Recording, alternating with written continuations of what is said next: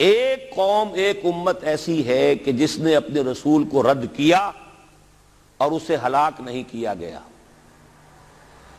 حضرت نوح کی قوم غرق، حضرت ہود کی قوم ختم، حضرت صالح کی قوم ختم، حضرت شعیب کی قوم ختم، آل فرعون ختم۔ یہود وہ امت ہے کہ معزول تو ہو گئی، جیسے ہی حضور آ گئے قرآن لے کر معزول ہو گئے۔ وہ جیسے کوئی ایک منصب ہے، اس منصب سے معزول کر دیے گئے، قتل نہیں کیا گیا، انہیں زندہ رکھا گیا۔ منصب تو اب قرآن آ گیا، محمد الرسول اللہ آ گئے صلی اللہ علیہ وسلم، اور کعبے کے گرد ایک نئی امت۔ وَكَذَلِكَ جَعَلْنَاكُمْ أُمَّةً وَسَطًا لِتَكُونُوا شُهَدَاءَ عَلَى النَّاسِ وَيَكُونَ الرَّسُولُ عَلَيْكُمْ شَهِيدًا۔ اگرچہ یہ امت 600 برس قبل قتل اور ختم ہونے کی مستحق ہو چکی تھی۔ کیوں؟ 600 برس قبل آئے تھے حضرت مسیح علیہ السلام، اور قرآن میں بھی ہے اور موجودہ بائبل میں بھی ہے کہ حضرت مسیح کو اسرائیل ہی کی طرف بھیجا گیا۔ صرف سورہ آل عمران میں ہے رسولاً الی بنی اسرائیل۔ یہ تو صرف محمد الرسول اللہ صلی اللہ علیہ وسلم ہے جنہیں پورے عالم انسانیت کی طرف بھیجا گیا۔ کوئی اور رسول تمام انسانوں کے لیے مبعوث نہیں ہوا۔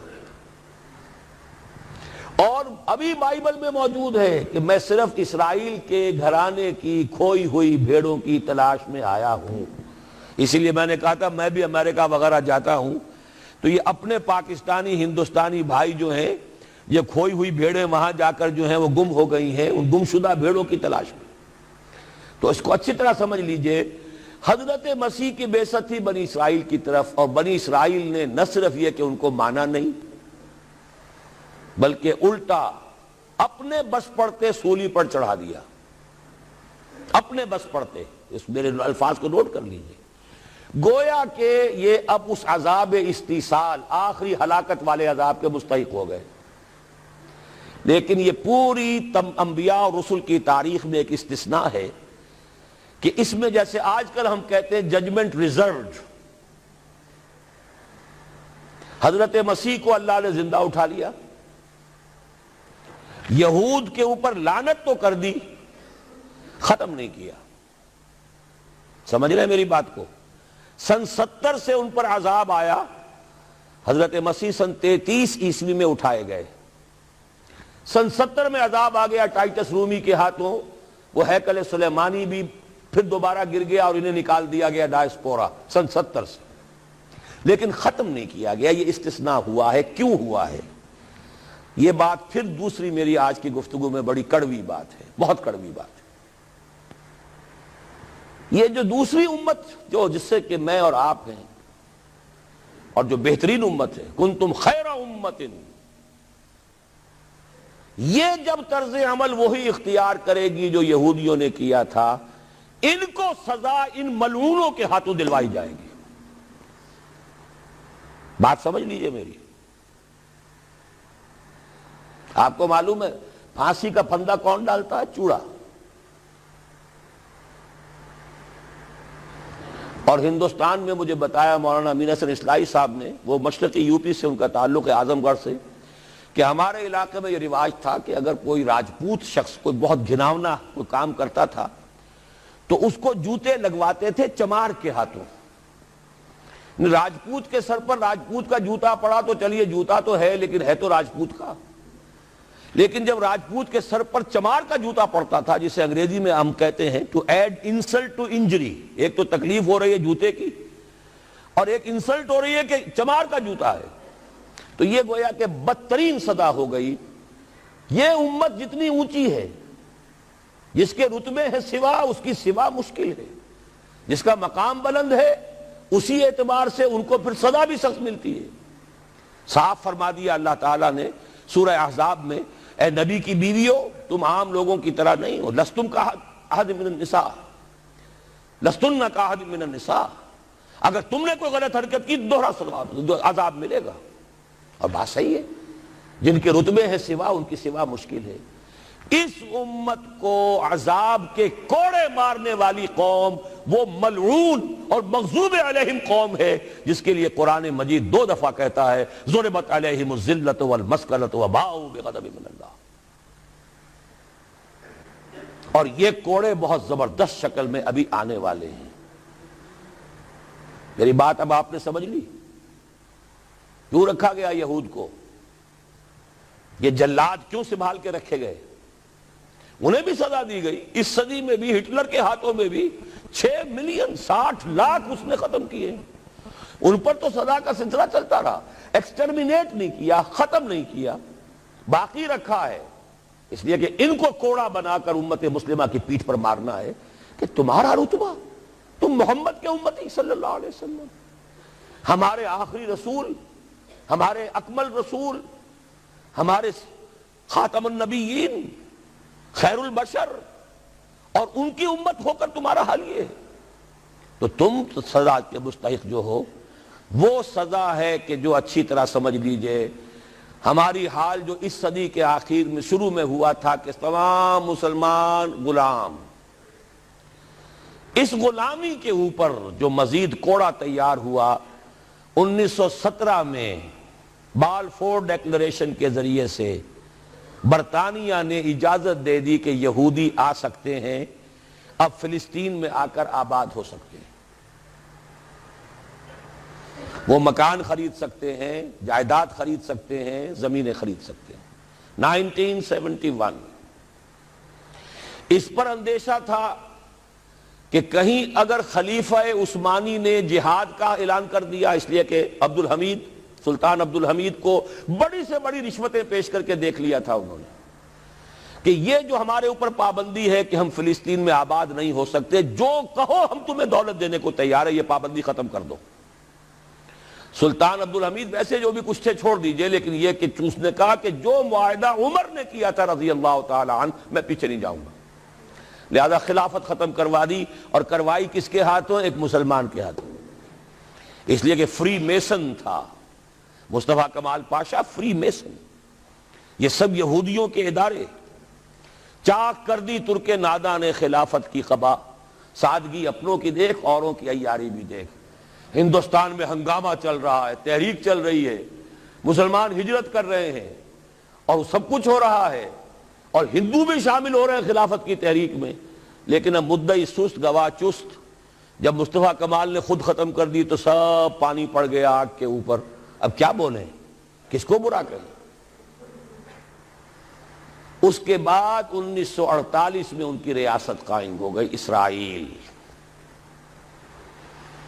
کتنے برس بعد؟ ریاست تو خیر اس وقت بھی ان کی نہیں تھی جبکہ ٹائٹس نے ختم کیا ہے، وہ تو بہت پہلے کی بات تھی. تقریباً 2000 سال بعد اسرائیل 1967 میں جنگ کروائی، اور یہ بالکل صدام کی طرح کا مسئلہ تھا. 1967 کی جنگ میں ایک سازش تھی. انہوں نے بطور مہرہ استعمال کیا جمال عبد الناصر کو، جس نے اچانک جو ہے ایلات کی بندرگاہ کو بلاک کر دیا. 1967 اس پر جھپٹا مارا ہے اسرائیل نے. ادھر سے سینائی لے لیا، ادھر سے گولان ہائٹس لے لیے، ادھر سے جو ہے West Bank of Jerusalem, West Bank of Jordan لے لیا. یہ 67 کی بات ہے. پھر عالم عرب میں ایک ملک ذرا نکلنے لگا تھا کہ شاید ایک کے پاس پیسہ بہت تھا، لیبیا کے پاس، وہ مدد کر سکتا تھا کسی مسلمان ملک کی کہ وہ ایٹم بم بنا لے. 2 ملک ایسے تھے، ایک غیر عرب، ایک عرب. عراقیوں کے پاس کچھ صلاحیت معلوم ہو رہی تھی کہ کچھ دانت شاید نکل آئیں، جیسے دودھ کے دانت ہوتے ہیں تو شاید ایٹمی دانت نکل آئیں. وہ بھرکس ان کا نکالا ہے.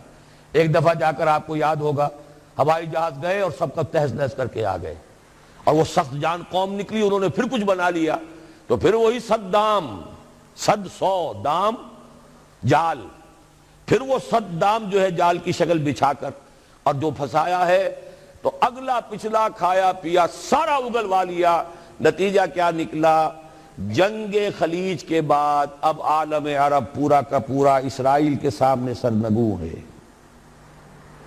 وہ شاہ حسن ہو یا شاہ حسین ہو، کچھ تو پہلے ہی اپنے تھے، چاہے شاہ فہد ہوں اور چاہے حسنی مبارک ہوں، اب رہ کون گیا؟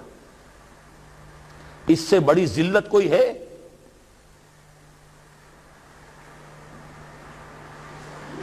جن کے ساتھ ایک میز پر بیٹھنے کو تیار نہیں تھے، جن کے ساتھ گفتگو کو تیار نہیں تھے، اور بلا کر کہاں کھڑا کیا ہے؟ آؤ میڈرڈ میں، اسپین میں آؤ، اسپین سے شروع کروائیں گفتگو۔ اور اسپین کون سی جگہ ہے؟ مسلمانوں کا دنیا میں سب سے بڑا قبرستان، جہاں 800 برس حکومت کی اور پھر ایک ایک بچہ ختم کر دیا گیا، نام و نشان مٹا دیا گیا۔ 1492 میں فال آف گرینیڈا ہوا ہے، سقوط غرناطہ، اور 1992 میں ٹھیک 500 برس بعد یہ نیگوسیشن شروع ہوئی ہیں میڈرڈ کے اندر۔ اور اب جو صورتحال ہو رہی ہے، آپ اخبارات میں پڑھ رہے ہوں گے، وہ نام نہاد صلح کو توڑنے کے اوپر تلا بیٹھا ہوا اسرائیل۔ کیا ہوگا؟ ابھی میں ادھر جانا نہیں چاہتا۔ بہت بڑا ہنگامہ آ رہا ہے، بہت بڑا ہنگامہ آ رہا ہے، اور سب سے بڑا یہ عذاب کا کوڑا جو ہے یہودیوں کے ہاتھوں کس پر پڑے گا؟ عربوں پر۔ کیوں پڑے گا؟ اس لیے پڑے گا کہ اس امت مسلمہ میں عربوں کی فضیلت سب سے اونچی ہے۔ اصول تو وہی ہے، جن کے رتبے ہیں سوا ان کی سوا مشکل ہے۔ عرب کون ہیں؟ جن میں سے حضور تھے صلی اللہ علیہ وسلم۔ یہ رتبہ بلند ملا جس کو مل گیا، ہر مدعی کے واسطے دار و رسن کہاں۔ عرب کون ہیں؟ جن کی مادری زبان میں اللہ کا کلام ہے۔ مجھے اور آپ کو 100 پاپڑ بیلنے پڑیں گے قرآن کو سمجھنے کے لیے، ہماری بہت عظیم اکثریت تو پھر بھی نہیں سمجھ سکے گی، ترجمے پڑھ لے گی زیادہ زیادہ، اور کیا کرے گی؟ ان کی مادری زبان۔ انہوں نے جب پیٹھ دکھائی اور اس صدی میں کولونیل رول سے آزاد بظاہر ہو جانے کے باوجود کسی نے قبلہ راست کردم، کسی نے وہ قبلہ کر لیا واشنگٹن کی طرف، کسی نے کر لیا ماسکو کی طرف، تو بدترین سزا کے وہی مستحق ہیں۔ اور جان لیجئے کہ وہ ہولوکاسٹ مڈل ایسٹ میں آنے والا ہے، آرمگڈون، الملحمۃ العظمیٰ۔ میں نے یہ ساری چیزیں اپنی ایک کتاب میں لکھ دی ہیں، سابقہ اور موجودہ مسلمان امتوں کا ماضی حال اور مستقبل۔ ایک موجودہ امت مسلمہ ہے ہم، ایک سابقہ امت مسلمہ ہے معزول شدہ، وہ ہیں یہود، اب بھی موجود ہیں، امت موسیٰ ہے، صاحب تورات ہے۔ ان کا ماضی کیا ہے، حال کیا ہے، مستقبل کیا ہے؟ مستقبل میں سب سے بڑا پیچ جو پڑنے والا ہے، جیسے پتنگوں کا پیچ ہوتا ہے، ان دو امتوں کا ہے۔ مڈل ایسٹ سب سے بڑی جنگ، تاریخ انسانی کی عظیم ترین جنگ کا میدان بنے گا، جس کو حضور نے نام دیا الملحمۃ العظمیٰ، عظیم ترین جنگ۔ احادیث موجود ہے میری اس کتاب کے اندر، حوالوں کے ساتھ ہے، ٹیکسٹ کے ساتھ ہے۔ ویل للعرب من شر قد اقترب، ہلاکت اور بربادی ہے عرب کے لیے اس شر سے جو قریب آ چکا ہے۔ لیکن اب یہ بات تو پھر میرے اور آپ کے لیے ذرا دور کی ہو گئی۔ تیسری کڑوی بات اب آ رہی ہے۔ ابھی تو عربوں کی بات تھی نا۔ 120 کروڑ میں نے آپ کو بتایا تھا کہ مسلمان دنیا میں ہیں، ان میں 20 پلس 22-23 ہوں گے عرب ہیں، باقی 1 ارب 100 کروڑ یہ کون ہے؟ نان عرب، امیین، امیین نہیں آخرین، امیین تو وہ عرب ہیں۔ ان میں سے بقیہ میں سے سب سے بڑی مجرم قوم میں اور آپ ہیں۔ ہندوستان کا مسلمان نہیں، انڈونیشیا کا نہیں، ایران کا نہیں، ترکستان کا نہیں، افریقہ کا نہیں۔ 20 کروڑ عرب اور 10 پلس 11 ہیں یا 12 کروڑ ہیں، کتنے بھی ہیں پاکستانی، نمبر 2 مجرم۔ کیوں؟ انہوں نے ایک ملک بنوایا اسلام کے نام پر، لاکھوں انسانوں کی جانیں گئیں، ہزارہا عصمتیں لوٹی، کتنا بڑا تبادلہ آبادی ہوا، کتنی مسلمان عورتیں ہندوؤں کے قبضے میں رہ گئیں۔ کس نام پر؟ ہمیں اسلام کے لیے ملک چاہیے، قائد اعظم نے فرمایا ہم اس لیے پاکستان چاہتے ہیں کہ اسلام کے اصول حریت و اخوت و مساوات کا ایک نمونہ عہد حاضر میں پیش کریں۔ 50 برس ہو چکے ہیں، نوٹ کر لیجئے، 2 حساب ہیں نا، ایک ہے شمسی ایک ہے قمری۔ قمری کے حساب سے 50 برس ہو چکے، 9 مہینے زائد ہو چکے ہیں۔ شمسی حساب سے 50 برس میں 9 مہینے کم ہیں، بس اتنا ہی فرق ہے۔ اگلے اگست میں ہو جائے گا نا 50 برس کرسچین ایرا سے، 1997 1947 اگست تک کتنے مہینے رہ گئے؟ اور قمری حساب سے جو گزشتہ رمضان مبارک تھا اس کی 27ویں کو 50 مکمل ہو چکے، آگے 9 مہینے اور گزر چکے، ہم بالکل بیچ میں بیٹھے اس وقت۔ تو اسلام کہاں ہے؟ پاکستان بننے کے بعد ایمانداری سے دیکھیے کس چیز میں اضافہ ہوا ہے۔ بدمعاشی، عیاشی، جھوٹ، فحاشی، عریانی، بے پردگی، غبن، بد امنی، لوٹ مار، بڑے سے بڑے جرائم، گھناونے سے گھناونے جرائم، سب میں اضافہ۔ وہ اصول حریت و اخوت مساوات کہاں ہیں؟ ساری معیشت سود پر، اللہ اور اس کے رسول کے خلاف اعلان جنگ۔ آج ہم IMF کی ایک اسامی ہے، کورٹ آف وارڈ ہے، کتنے کھل کر باتیں ہمارے وزراء کر رہے ہیں، ہمارے لیے کوئی اور چارہ کار ہے ہی نہیں۔ میں ابھی سکھر میں تھا، وہاں ایک مذاکرہ دیکھنے کا مجھے موقع مل گیا ٹی وی پر، صاف کہہ رہے تھے وہ دانشور، وہ تو ہمارے لیے کوئی اور چارہ کار نہیں، ہمارے لیے مفید یہی ہے جو کچھ ہو رہا ہے، IMF ہی ہمیں بچائے گا، اور واقعتاً بچائے گا۔ کیوں بچائے گا؟ آپ کے لیے نہیں بچائے گا، اپنے لیے بچائے گا۔ اسے آپ کے اندر سے اپنا خون نکالنا ہے، اگر مرنے دیں گے تو خون کہاں سے لیں گے؟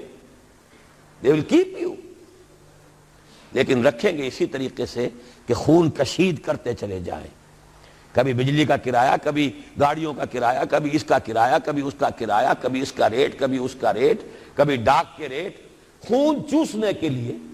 یہ صورتحال جو ہے یہ ہماری آخر کس کی ہے؟ کس نے کیا یہ؟ کیا اللہ ظالم ہے؟ کیا ہم مجرم نہیں ہیں اس کے؟